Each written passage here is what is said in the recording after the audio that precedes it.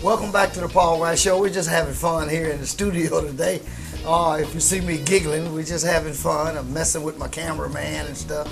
Anyway, we do have an in-studio guest, and like I said before the break, we're glad you joined us today. And my in-studio guest is Evelyn Nair, and we're gonna let her tell you what her title is. Welcome to the show, Evelyn. Hi, Paul. It's good to see you again. I'm Evelyn Nair. I work for K-State Research and Extension. I'm an extension specialist in 4-H youth development. I work with youth gardening and plant science projects, and right now I'm really focusing on some community gardening projects. Okay, yeah, I knew it was a very important reason you was here today. You know, community gardening is becoming very important and popular in the communities. I have a lot of people coming in every year wanting to know how to start a community garden or what they need to do to get connected with whoever's in charge or just what to do about a community garden.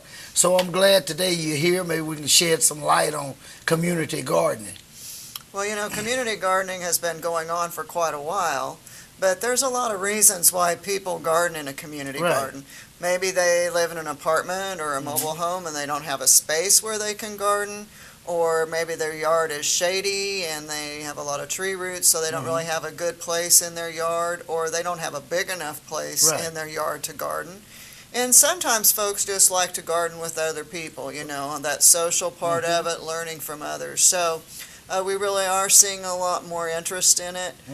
Folks are interested in growing their own food and having access to fresh, healthy food that they've grown themselves, and it's right there and it's available. So it's a way to stretch your food dollars. You know, you can, for a pretty small investment, you can have a great return in a garden, and you can have fresh vegetables over the spring, summer, and fall, and then with the excess you could preserve them, either can them or freeze them, so that you have that over the winter months.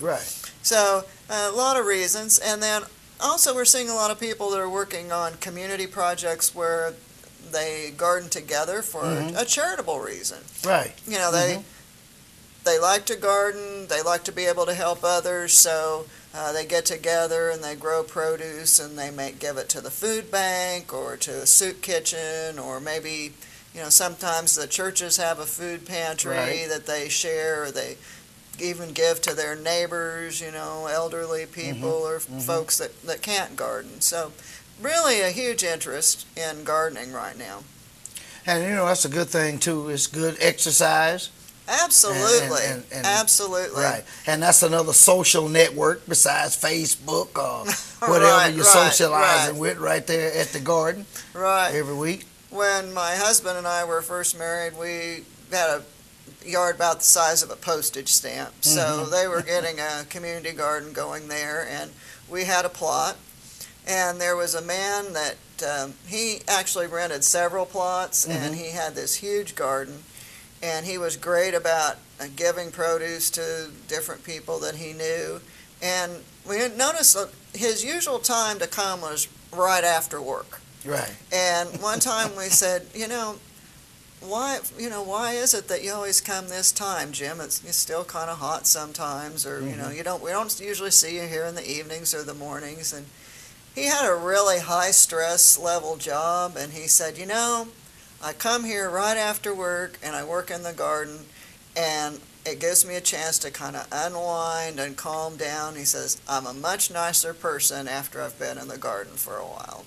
Yeah, it's good therapy, good therapy. And it's great exercise, and a lot of us aren't team sport players, or, we'd rather be outside than being in the gym. So it's an option to get some physical activity, and we all need that.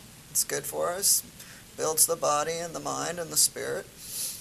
What's the average size of a community garden, and what does that depend on? I mean, how would you come about determining the size of a community garden, and how big does a garden have to be before it can really help the community?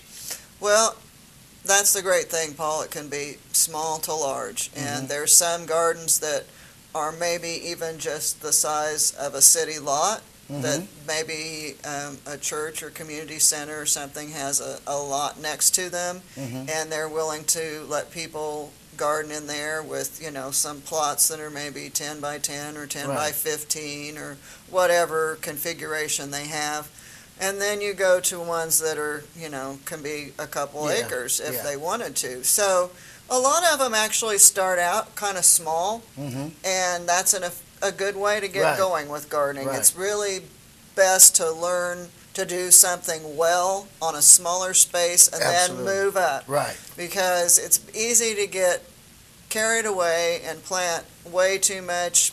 April, May are Right, nice months, Right. and then you get to July and August, Right. and the heat and the drought maybe sets Right. in, and so it's really good to learn to do some things well, and then as you gain your confidence and you build Right. your skills, then get a bigger plot. So sometimes gardens will start with maybe a small area that maybe 20, 30 Mhm. plots, however Mhm. many people are interested, and then if they have room and more interest, then they can expand it and keep going. So even if you just know of a small lot and you have some local people interested, some Mhm. neighbors or a Sunday school class or a club or group, that's a good way to get rolling is start small and develop it and build your success and keep moving.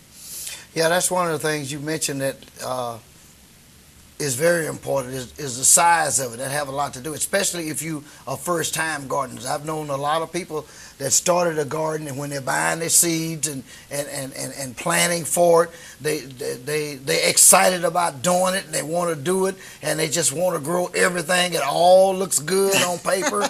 And then you get into a season, like you said, whether it's heat or rain, and then the weeds will take over because it's your first year having the plot there, and they get, I don't know, they just get turned off by it. And they say, well, I tried that, but it just didn't work for me.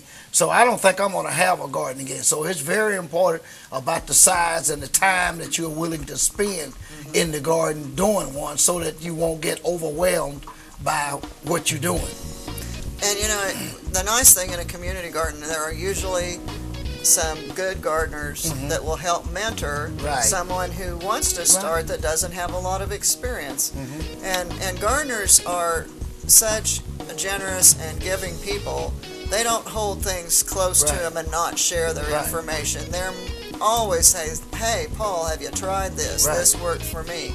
And it's kind of like cooking. Cooking is a skill that you pass down from generation to generation. And same way with gardening. You keep learning as you go. All right, Evelyn, we're going to take a small commercial break right here, and we'll be right back. You stay tuned. You're watching The Paul White Show.